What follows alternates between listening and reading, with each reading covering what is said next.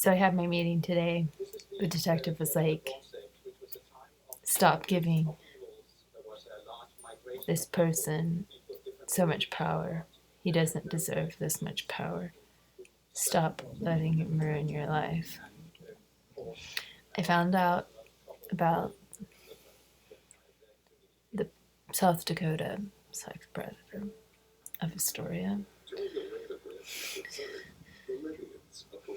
I had a sort of a jocular rapport building with Ron. I bridged the gap with Marilyn, the new girl from the formerly Women's Resource Center. Got a training in a pretty unique setting. The spirit of Josh Markey was lingering but not present.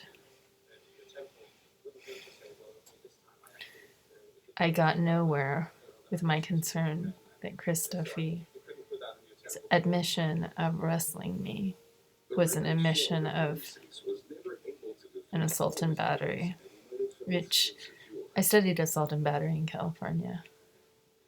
I don't know what's wrong with Oregon. I don't know what's wrong with Oregon still.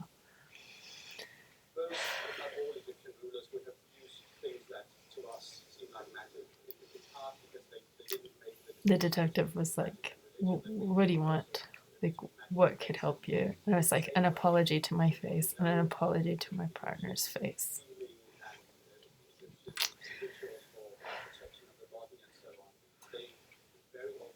To be humorous, I asked for a job. I told them I'm tired of being poor and being assaulted by violent men. The detective was like, trying to cheer me up. And that's where we're sort of getting to see like what's really going on. He's like, don't think that you haven't had an effect on his life. You've had an effect on his life. And I was like, okay. And he's like, he's never been more miserable. And I was like, well, I wanted to be sure he wasn't, he was no longer able to physically assault his girlfriend, because I was very afraid that he was doing that. When he assaulted me, it was so habitual, quick, and just felt like a machine. Like he's done it before. He's done it a million times. It felt like, oh, he does this all the time. And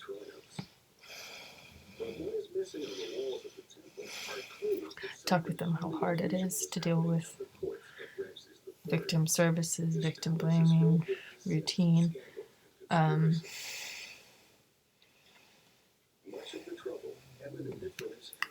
I got the feeling it's a bare bones office. I had a nice talk with the detective outside of the room. Ron had to go to court. My feeling as I exited the courtroom was, I want a drink of alcohol. Like it was just like, we went to the thrift store. We went shopping for groceries. But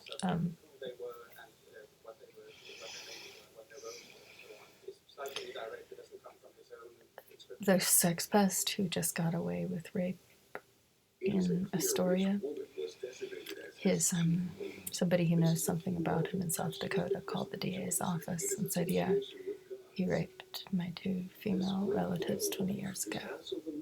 My head fell on the table of the conference room in just agony. And I sat in the chair that victim sat in, crying. Just like, and then I was like, why am I here? Are you here to process my pain? Or am I here to process your pain? Of like how much it sucks to be you guys. And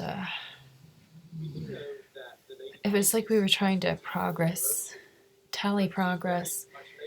The word in the meeting later, I went to the AA meeting and I was just like, complacency with the broken machine. The broken machine is not providing justice. Ron said the letter from the attorney was poorly written. I was like, yeah, it is, isn't it? And that's what I immediately said. It was like, what are you talking about? You're ambiguous. He was under the impression, he got the impression, oh, they're trying to imply that I'm 86 from the organization. I'm like, well, how about I volunteer? And they're just kind of, the district attorney's office is just like, how about you just, out of an abundance of a caution, don't ever go to your community center. And they're like, well, if we ever get other complaints, we have this big file on him. They're going to watch him carefully. And I'm like, yeah, they're beefing up their security cameras. And then I'm just like, why don't we just talk about Saudi Arabia, like solidarity with the other women of the world who are escaping all kinds of violence. And Ron's like, well, we're a far shot from Saudi Arabia. And I'm like, well, try being me. Try being assaulted numerous times in Clatsop County. Try being me. Try getting anywhere.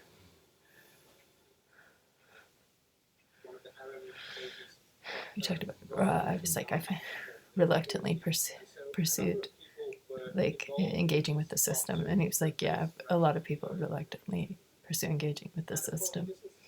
So like this, as I left the second floor to descend the staircase, he's like waiting his turn to go in court. And he had sort of this deep, long, penetrating gaze like my father. There's definitely something going on, but I think he appreciates my wit. And he was like, so what attorney have you spoken to? I prefer not to say. And then I told him as I left, and he said, give him hell for me.